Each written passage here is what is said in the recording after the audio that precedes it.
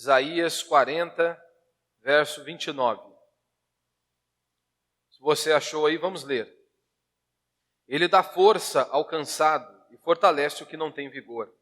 Os jovens se cansarão e se fatigarão, e os moços cairão. Mas os que esperam no Senhor renovarão suas forças. Subirão com asas como águias, correrão e não se cansarão, andarão e não se fatigarão.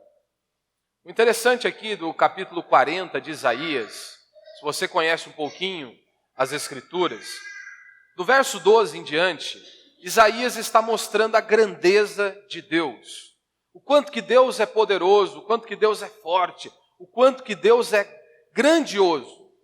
E aí agora Isaías, para finalizar o capítulo aqui, para finalizar esse ponto, Isaías diz, olha, ele dá força ao cansado e fortalece o que não tem nenhum vigor.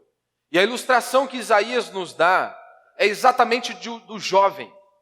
Porque convenhamos, quando você é jovem, e os jovens aqui bem sabem disso, você está no ápice, né, da força, do vigor, da energia. E a ilustração que Isaías está nos dando é o seguinte, os jovens se cansarão. Os jovens vão ficar fracos, perderam o seu vigor. Então esta é a ilustração. Imagine se um jovem perdeu a força e o vigor, quando dirá o adulto, quando dirá o idoso, quando dirá aquele que já avançou em dias. Mas Isaías está dizendo, para vocês renovarem as suas forças, isso é somente na presença de Deus. É Deus que renova as nossas forças. E o tema da minha mensagem hoje é, você espera em Deus? Você confia em Deus? Porque eu sei e não tenho dúvida alguma que todos nós aqui, quando nós vemos alguém passando por dificuldades, por problemas, a primeira coisa normalmente que nós dizemos é, confie em Deus, espere em Deus. Só que quando o problema é conosco, quando as situações difíceis somos nós que estamos enfrentando, nós temos uma grande dificuldade para reafirmar esta verdade bíblica, da confiança, da espera em Deus, de que Deus está agindo, de que a minha vida e a sua vida não está jogada ao acaso, mas está nas mãos de um Deus que é soberano, sobre tudo e sobre todos. Então, mais esta noite eu quero desafiar você a realmente reafirmar a sua fé, a sua esperança e a sua confiança num Deus que é soberano, como diz as Escrituras, o Criador dos céus e da terra. E que a minha e a sua vida está nas mãos deste Deus. Então nós não precisamos temer as adversidades.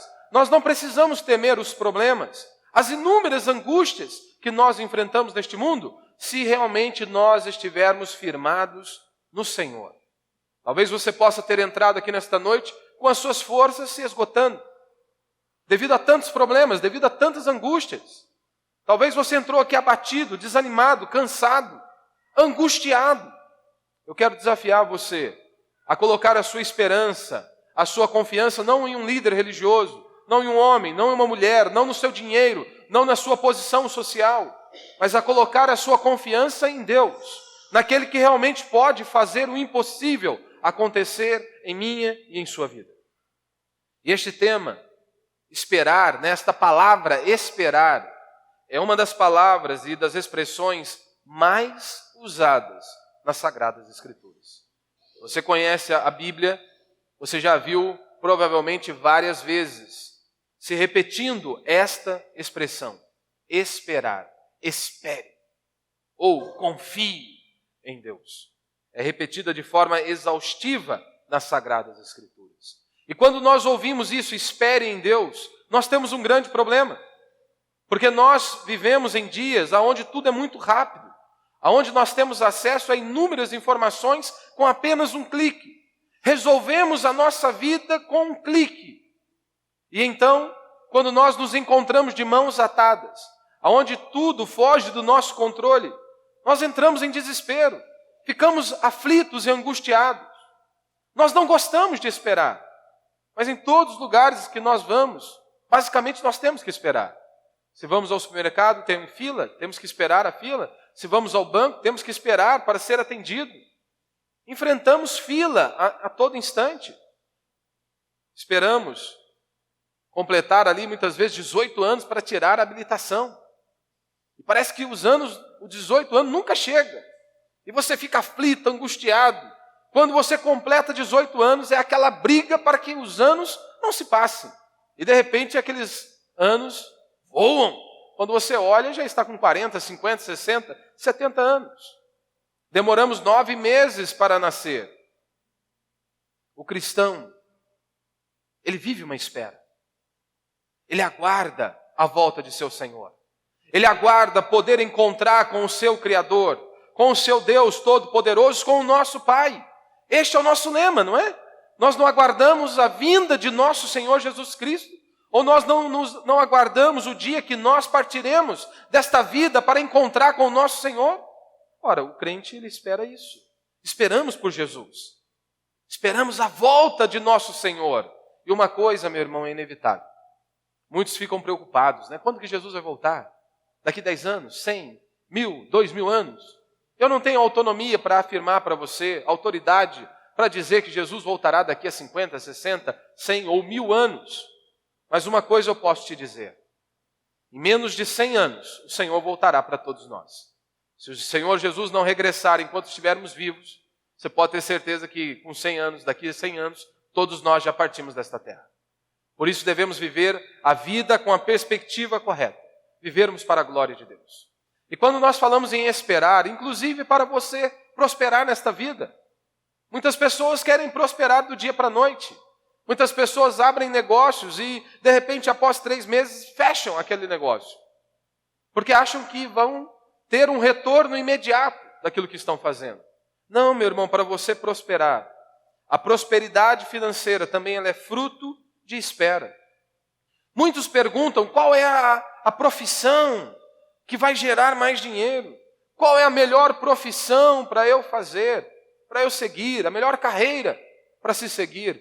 Eu sempre digo, é aquela que você faz por muito tempo. Esta é a melhor profissão. Aquela que você executa por muito e muito tempo. Porque se você faz por muito e muito tempo algo, e se você faz com a perspectiva correta, de fazer o melhor a cada dia, de fazer com excelência a cada dia, é inevitável. Você vai prosperar. Você vai avançar. Como certa vez, né, aqui em Lorena não conheço, mas lá em Guará tinha um pipoqueiro, que o homem andava de Hilux. Sabe? O homem não vendia pó não, era pipoca mesmo, ele vendia pipoca. Mas meu irmão, você chegava lá na praça de Guará, tinha vários carrinhos, né? Só o carrinho do homem que tinha fila. Era só o carrinho dele que as pessoas ficavam esperando para comer a pipoca do homem. E ele fazia algo com excelência. Havia algo diferente naquela simples pipoca que ele fazia. Mas para nós é muito difícil. Fazemos parte desta geração fast food, tudo muito rápido. Nós vemos as pessoas trocam de relacionamento. Mal entraram em um relacionamento, já estão trocando. Já arrumaram outras pessoas. Trocam de relacionamento como se trocam de roupa. Nós adoramos aquelas promessas, né? Emagreça rápido. Meu irmão, esse trem não funciona não. Fala para você, eu estou penando aí. Vai emagrecer. E você tem que ralar, não existe esse negócio não, tipo lá Polishop não, sabe? Que você põe lá o gordão lá e fica balançando o negócio. Vai emagrecer sem fazer força. Funciona não, filho. Fecha a boca, vai caminhar, vai fazer uma musculação. É assim que funciona o trem. Mas nós adoramos essa ideia de emagreça rápido. Emagreça rápido, prospere rápido, ganhe dinheiro rápido. Não funciona. Não funciona, isso não funciona. É uma grande mentira. É mentira dizer que um miojo que demorou apenas 3 minutos para ficar pronto tem o mesmo paladar e é bom como uma costela feita no bafo, que demora horas e horas para ser feito. Não é a mesma coisa. Seria tolice dizermos isso. E dentro disso eu quero falar alguns princípios. Primeiro, que Deus, Ele vem na hora certa. Este é o meu primeiro ponto aí. Deus vem na hora certa nas nossas vidas. Você talvez possa já ter dito este ditado, Deus tarda, mas não falha. Isso aí não está na Bíblia, isso aí deve ser frase de para-choque de caminhão, menos versículo bíblico. Outro também, né, que as pessoas dizem, Deus escreve certo por linhas tortas, né? Deve ser também frase de para-choque de caminhão. Mas aqui, Deus tarda, mas não falha. Isso é uma mentira. Ele vem na hora certa. Nós é que não cremos nele. Nós é que somos apressados. Nós que queremos colocar o carro na frente dos bois. Ora, lá em Lucas, capítulo 18, do verso 1 ao verso 8, nós temos ali a parábola do juiz iníquo. E aí, para finalizar esta palavra, o que Jesus disse? Acaso Deus não fará justiça aos seus escolhidos que clamam a Ele dia e noite? Mas a pergunta é essa: você tem clamado ao Senhor dia e noite? Será se realmente nós temos dobrado os nossos joelhos e apresentado a nossa causa diante de Deus? Ele olha, depressa Ele fará justiça. Depressa, então Deus não tarda, meu irmão. Deus vem na hora certa. Como diz o autor de Eclesiastes, há tempo para todas as coisas debaixo do sol. Há tempo para tudo. O problema é que eu e você, nós somos apressados. Agora, se Deus não veio, se Deus não agiu em sua vida, você deveria parar para pensar. Será se não há algo de errado comigo? Será se não há pecado em minha vida? Sim, esta é uma pergunta que todos nós deveríamos nos fazer. Se Deus não agiu, se Deus ainda não veio ao nosso encontro e não liberou da sua bênção, do seu poder, nós deveríamos aprender a orar como salmista. Senhor, faz-me reconhecer se há algum caminho mau.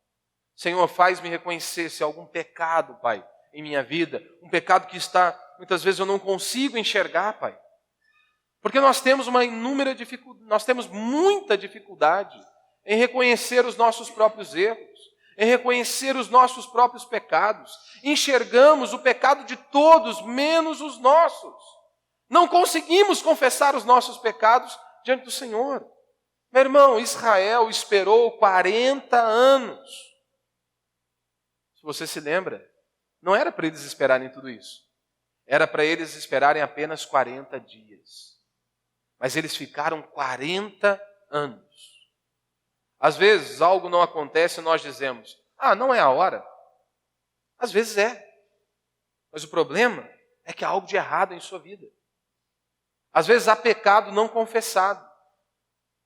Há pecado dentro do seu coração que você precisa confessar diante do Senhor. Como diz Isaías 59, o vosso pecado faz separação entre mim e ti.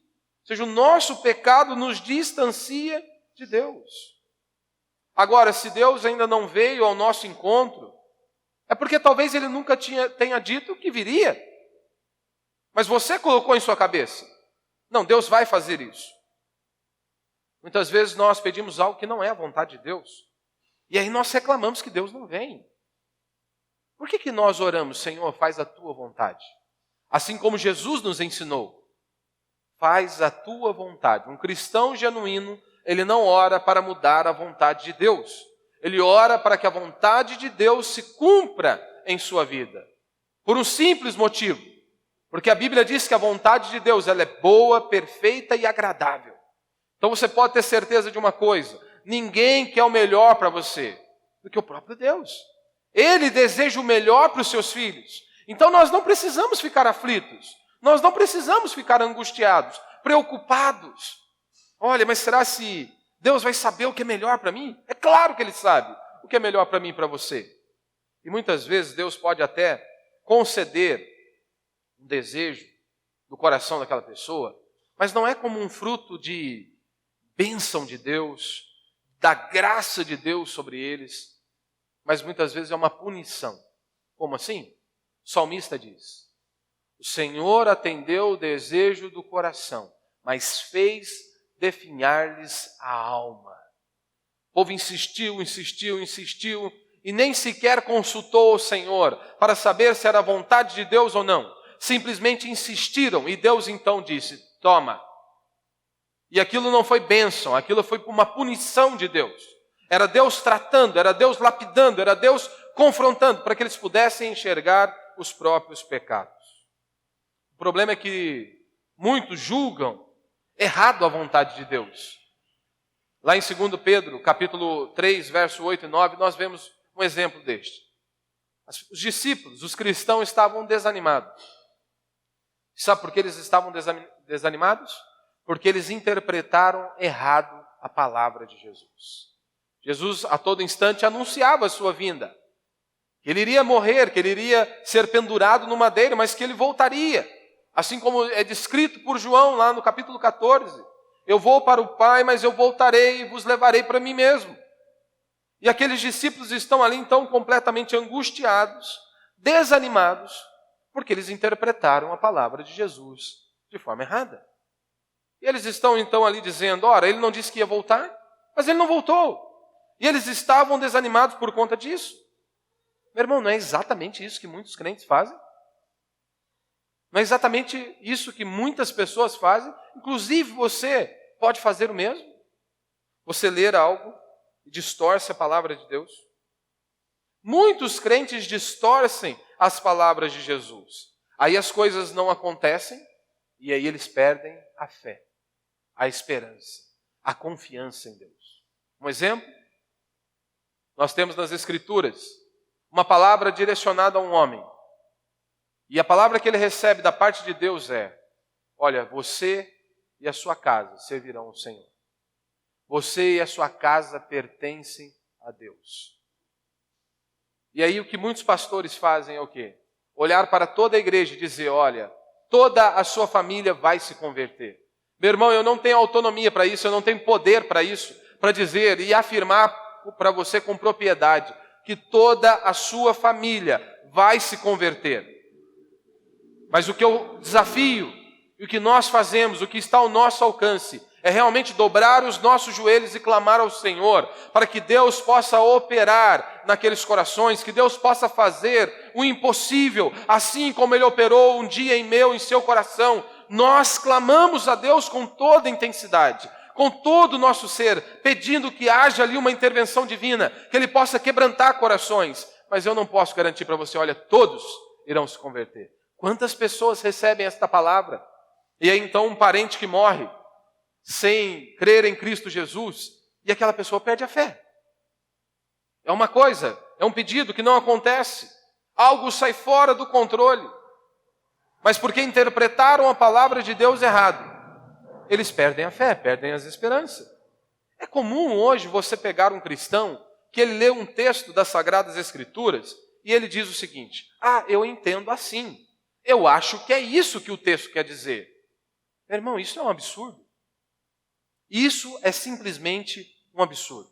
Se alguém ler as Escrituras, uma porção das Escrituras, e ele traz uma nova interpretação que não foi dada em 2000 anos da história da igreja, isso é um absurdo. Ou ele é um gênio, ou ele é um herege. E eu prefiro ficar com a segunda opção. Ele, eu acho que o texto diz isso. Não. Nós temos que nos esforçar. O que o autor quis dizer? O que o autor quis dizer para os seus ouvintes originais? Para os seus primeiros ouvintes? O que o apóstolo Paulo quis dizer àquela igreja? Ele estava inspirado por Deus, cheio do Espírito de Deus. E Deus lhe deu aquela palavra. E aí você deve se esforçar para entender o que o apóstolo Paulo quis dizer àquela igreja e depois se perguntar o que isso tem a ver com a minha vida hoje, de qual maneira prática eu posso aplicar a palavra de Deus em minha vida hoje. Não é simplesmente dizer, eu acho isso, eu penso isso. Eu sei que é normal em muitos púlpitos o pastor falar isso. Eu senti isso, eu acho que é isso. Pouco importa o que eu acho. Nós ficamos com as Escrituras, nós ficamos com a palavra de Deus. Quantas vezes nós ouvimos, não é? A palavra de Deus não volta vazia. E muitas vezes as pessoas ficam repetindo isso. A palavra de Deus não volta vazia. Sim, a palavra de Deus não volta vazia. Mas a nossa interpretação errada, que muitas vezes tentamos adequar a palavra de Deus às nossas cobiças, às nossas vontades, essa sim, essa pode voltar vazia. Essa vai voltar vazia. Porque é isso que muitas vezes somos tentados a fazer. Nós pegamos a palavra de Deus e tentamos adequar a palavra de Deus às nossas paixões, às nossas vontades, aos nossos desejos, e de repente tudo vai por água abaixo. Porque o que não falha e o que não volta vazio é a palavra de Deus, não a nossa tentativa em adequar a palavra de Deus. Segundo ponto que nós vemos aqui, o que nos faz esperar é a fé.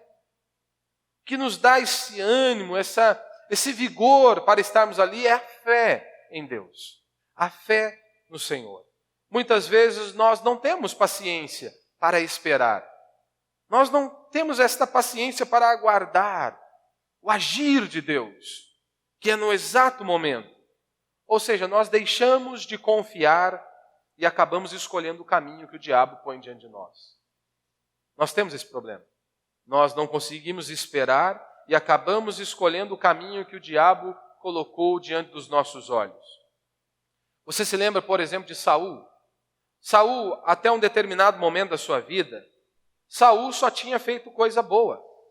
Mas de repente, no momento, em uma batalha, Saul havia recebido uma ordem do profeta Samuel, que não era para se oferecer sacrifício enquanto Samuel não estivesse ali presente. Ele deveria fazer e ofertar. Só que Saul, ele entendeu que Samuel estava demorando. E Saul, então, ele mesmo vai oferecer um sacrifício. Sabe qual que foi a resposta de Deus?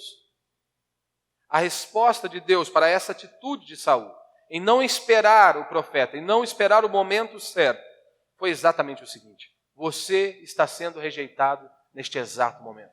Deus está levantando outro em seu lugar, porque ele não esperou, ele não confiou. Olhamos, por exemplo, para Abraão, o pai da fé. Deus havia dito a Abraão que Abraão teria um filho. Todos nós conhecemos a história de Abraão. Nós sabemos que a sua esposa é estéril. Sabemos que ele estava avançado em dias.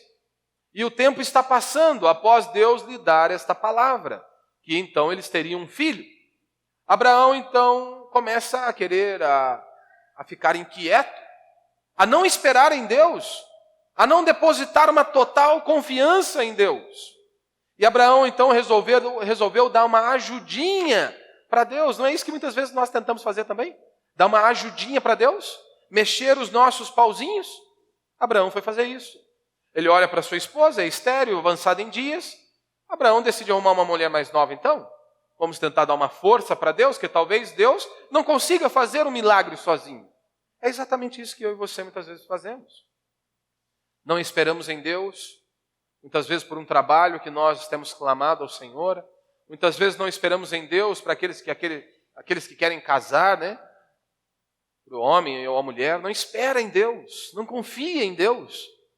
É como aquela velha história, né?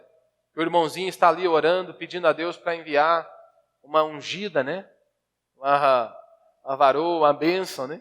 E ele já estava ali orando há um certo tempo, e ele já começou a ficar inquieto, não queria esperar mais, achou que Deus estava demorando.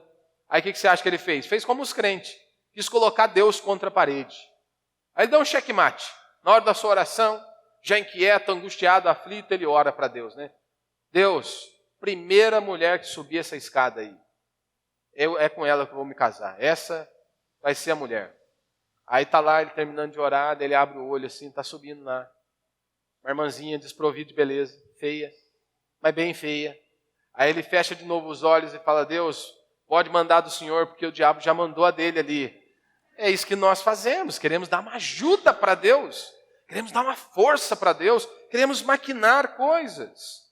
Só que, meu irmão, é o seguinte: quem deixa de esperar em Deus, mais cedo ou mais tarde, vai fazer todo tipo de coisa ruim. Quando você deixa de esperar em Deus, mais cedo ou mais tarde, vai fazer todo tipo de coisa ruim. Pode ter certeza. Você começará a agir por conta própria, você vai começar a enfiar os carros na frente dos bois, e quando você decide andar por conta própria, você vai se deparar com o sofrimento, com a angústia, com a miséria, com a ruína e com a destruição. Nós estudamos aqui Romanos capítulo 5, e Paulo no versículo 3, ele diz o seguinte: nos gloriamos nas próprias tribulações, sabendo que a tribulação produz perseverança. A tribulação produz perseverança. Perseverança, meu irmão, é também traduzida por paciência. Por paciência. Perseverança também é traduzido por paciência. Então, o que nos faz esperar é a fé em Deus. É a confiança em Deus. Eu sei que hoje, poucos precisam pegar um ônibus aí, né? Do ônibus para poder se locomover de uma cidade a outra, né? Ou de um ponto da cidade a outro ponto. Mas antigamente tudo era difícil, né? Pobre, então, aí está lascado. Às vezes você sair de um bairro para ir para o centro, no meu caso, lá que mora aqui bem na roça ali, era para chegar lá no Pedregulho, era quase 2 horas para chegar no Pedregulho. Era mais fácil ir de bicicleta. Mas não tinha nem bicicleta, né? Aí vai de ônibus, então. E aí o que acontecia várias vezes? Você que usou o ônibus, você sabe disso. Você está lá. De repente o abençoado atrasa. 5, 10 minutos. Aí você fica desesperado já. Aí o que você faz? Sai do ponto, né? Aí quando você está virando a esquina, o que você vê? Bondão encostando lá. Você perdeu o ônibus. Vontade que dá é de explodir o bicho, né? É assim. Você não acredita mais que o bondão vem. O que você faz então? Não espera. É isso que muitas vezes nós fazemos com Deus. Nós achamos que Deus não vai agir, que Deus não está ouvindo as nossas orações, e então chutamos o balde. Metemos o pé em tudo. Queremos quebrar tudo, abandonar tudo. Como se estivéssemos sozinhos. Não, nós não estamos sozinhos. Você precisa se lembrar disso. O cristão não está sozinho.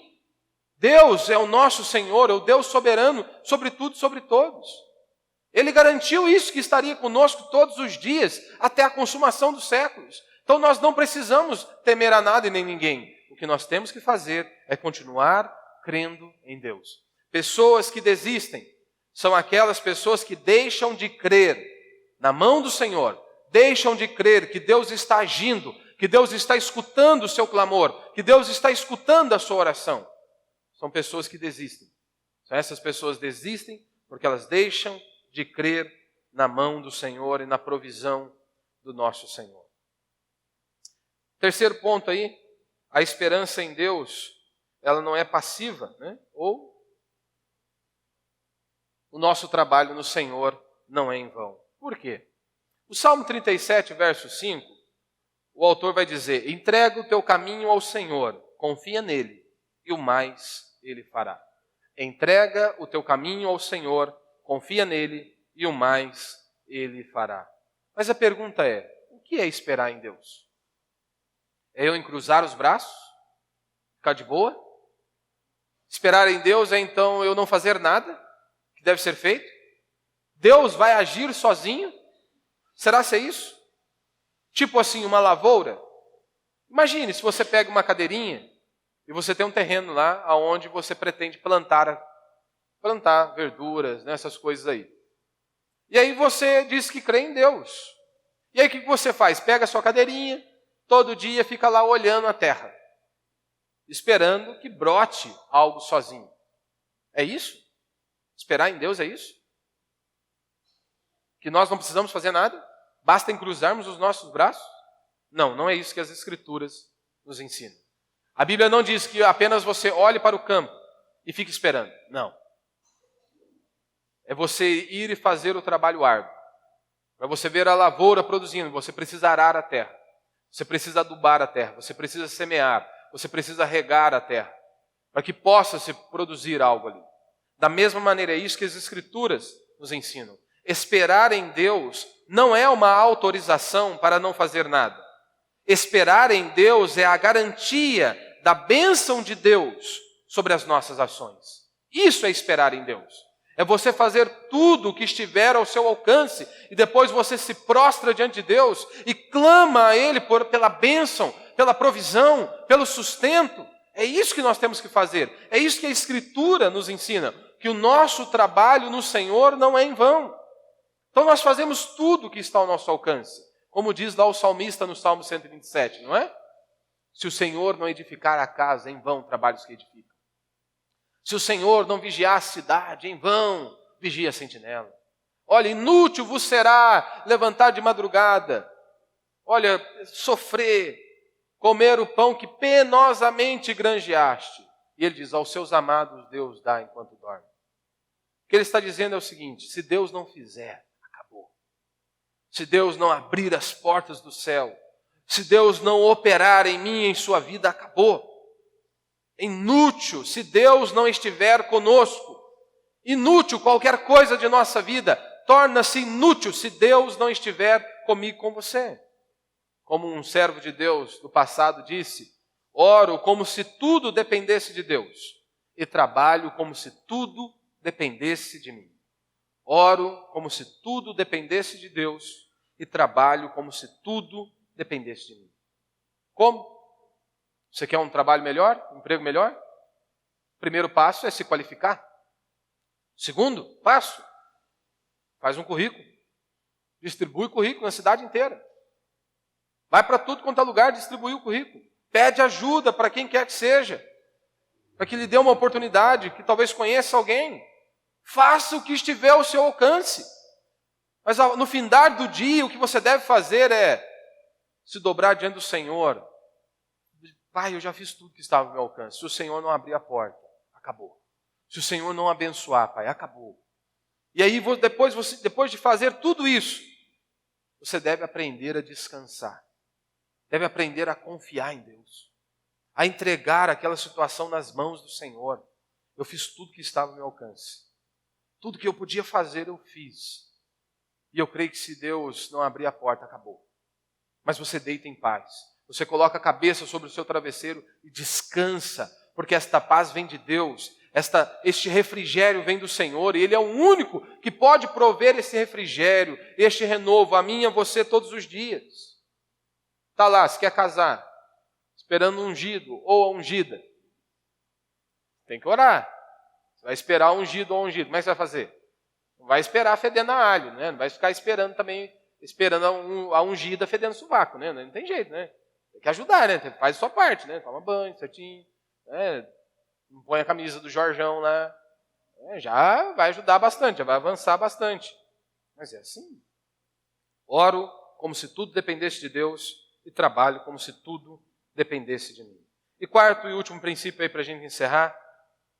Esperar em Deus não é sofrimento.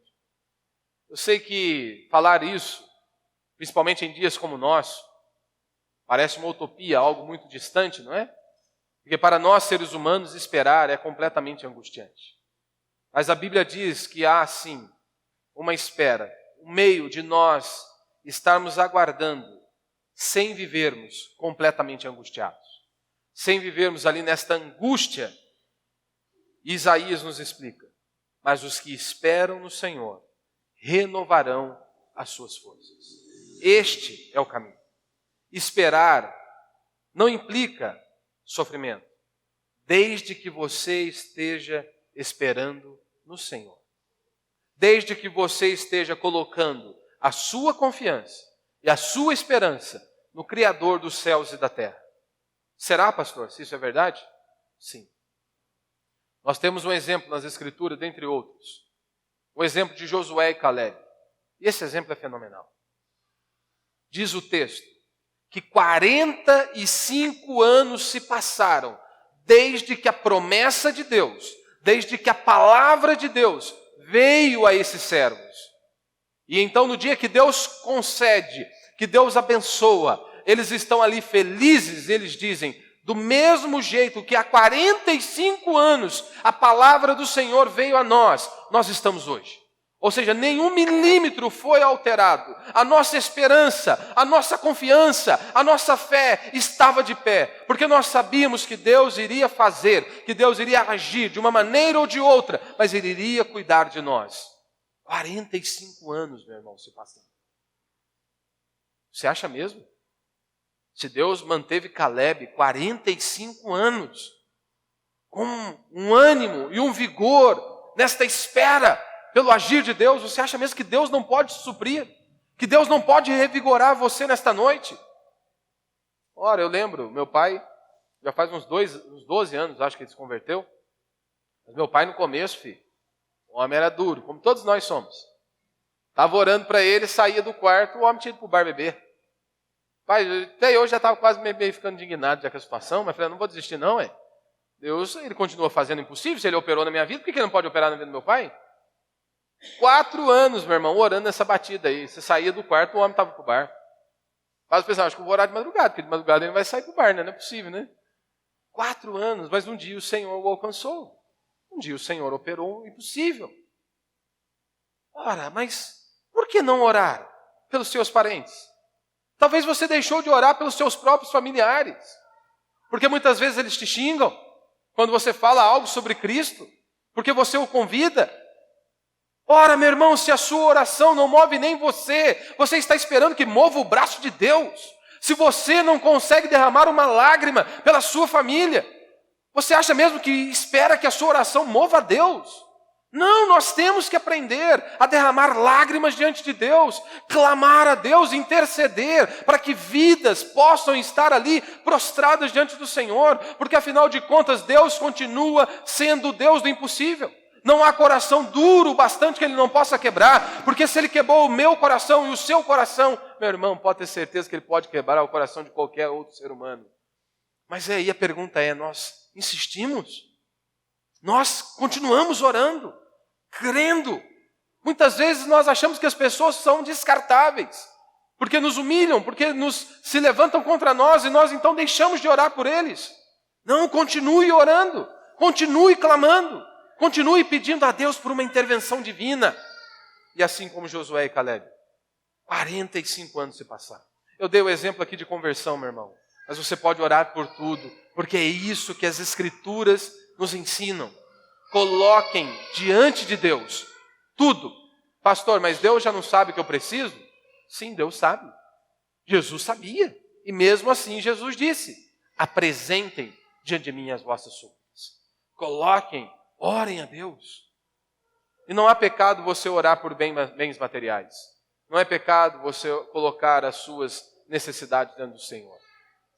De uma coisa você pode ter certeza. Tudo que você precisar para cumprir o propósito de Deus nesta vida, Deus vai te dar. Tudo que nós precisarmos para cumprir o propósito de Deus neste mundo, Deus vai suprir a minha e a sua vida. Por que muitos estão abatidos? O salmista nos explica, lá no Salmo 42, ele faz uma pergunta, por que está abatida, ó minha alma? E ele mesmo responde, espera em Deus. Por que está abatida, ó minha alma? Espera em Deus. Sabe por que muitos vivem abatidos? Porque não esperam em Deus. Porque quem espera em Deus sempre será renovado. Se você estiver esperando em Deus, você sempre será renovado. Dia após dia. A sua esperança, a sua confiança, ela não será abalada. Por que está desanimado? Porque muitas vezes a sua confiança está no homem. Você está esperando no homem, seja na esposa, no esposo, no filho. A sua confiança está nesses homens. Não, a nossa confiança deve estar em Deus. Então, esperar em Deus é você crer que Deus tem o melhor para você. E é isso que as Escrituras nos ensinam. Deus tem o melhor para os seus filhos. Então, esperar em Deus não é cansativo. Mesmo que por um instante pareça que nada esteja acontecendo, você pode ter certeza que esperar em Deus sempre vai ser o melhor. Esperar em Deus não é algo cansativo. Mesmo enquanto Deus não faz, aparentemente Ele não está fazendo, Ele sempre tem algo bom para mim e para você. Porque nós temos que aprender a nos deleitar em Deus, porque afinal de contas, Ele é o que nós precisamos. Ele é o que nós mais precisamos. E nós temos que aprender a nos alegrar em Deus, a nos sentirmos satisfeitos, plenos em Deus. E enquanto Ele não estiver fazendo, mesmo assim nós nos alegramos. Porque nós temos a confiança que Deus é o nosso Pai. E Ele sim, Ele sempre tem o melhor para aqueles que nele esperam. Você crê nisso? Que Deus tem o melhor para aqueles que neles esperam. Que a minha e a sua confiança esteja no Senhor. Que mais esta noite eu e você possamos realmente estarmos prostrados diante dEle e entregarmos todas as nossas angústias, todas as nossas aflições e que possamos responder a essa pergunta. A sua confiança está em Deus?